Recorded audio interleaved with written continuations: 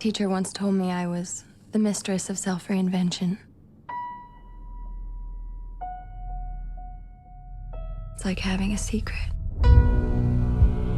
Hi, this is the Fan Carpet. I'm Gloria Daniels-Moss and we're here for the world premiere of The Girl on the Train. On the addiction side of your role, did you have any little techniques, kind of little things that you did to kind of get yourself in the frame of mind?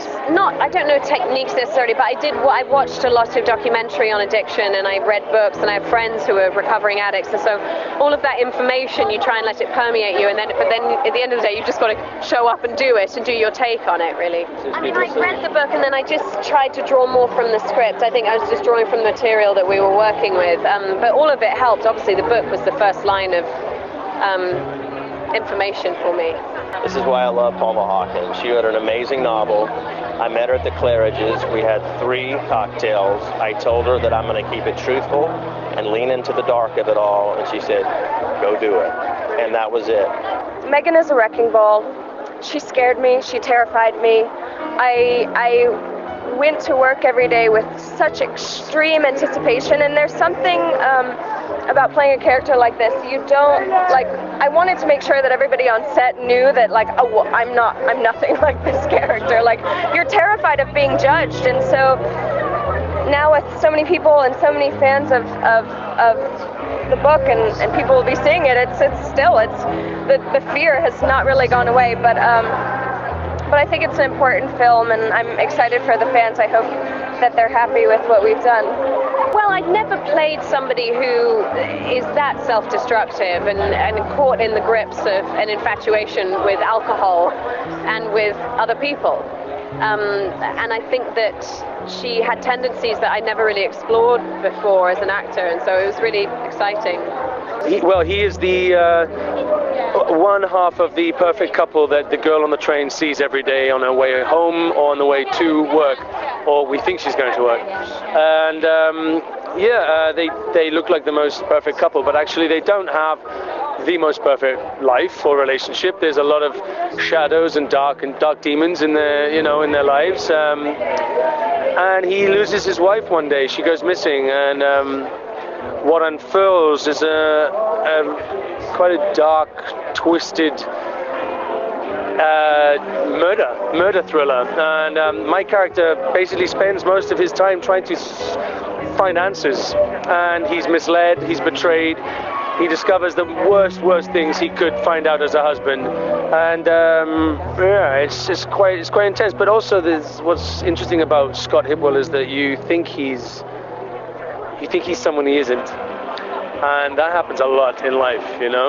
People get suspected of things, and you find out they actually weren't totally innocent. So it's a really interesting story, and I think it keeps you gripped from start to finish.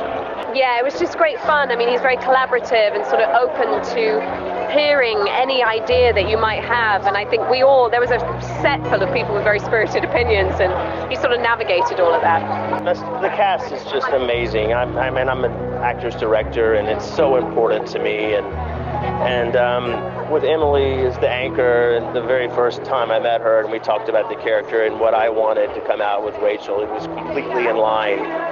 And the very first day of filming, I knew we had something special. I think she really cares about her character. I think Emily really cares about her characters, and she really cares about the story, and she pours her heart into everything that she does. Well, they're all so, look at Hayley as well. Hayley's so amazing in this film. She's so fantastic in the film, and Luke Evans and Justin Theroux and Rebecca Ferguson and Alison Janney, and it just goes on and on of great actors who really just brought everything that they had to this film, which is so dramatic and tense and interesting. Well, they're very, very fun to work with. I say fun because on a film like this, which can be very difficult and hard and dark and draining physically, emotionally, psychologically, Emily's old school. She knows how to just switch it on and switch it off, which is great, because I come from theatre, and you have to do that in theatre all the time. So I was very happy with that. And Tate helming it brought a very relaxed, comfortable feel to what were quite awkward scenes to shoot. I have some very steamy scenes to shoot, you know, and he took away all the embarrassment, all that stuff. He's got the knack, you know. He knows how actors tick, and that's not often the case. I don't think I've worked with a whole lot of method actors, and this film in particular was, as intense as the film is, it was a very, very light mood on set, and I think that is a testament to Tate Taylor. He's an actor himself, and I think that it's important to be able to shed that heaviness at the end of the day, especially with something like this. There were a couple of the ones that are more violent and physical and emotional are always quite hard to shoot, yeah.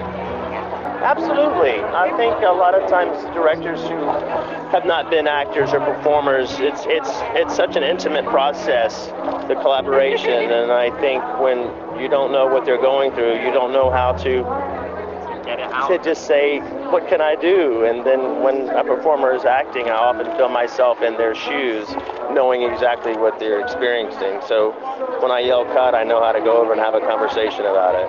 Yeah, I do have an interest in people's idiosyncrasies and what makes them tick, always. Yeah, I need to go towards the light at some point, you know. I've got Sicario and then this one, and so I think I'm ready for some joy. I'm just about to go to Boston and shoot another film, which hasn't been announced yet. I mean, it should happen because I'm doing it in 2 weeks, so watch the space. I said earlier there was a homeless man who threw up on the train next to me once. On my shoes. I was like, that was pretty gross. That's all from us. Please be sure to follow us on Facebook, Twitter and Instagram. See you next time. Why are you here?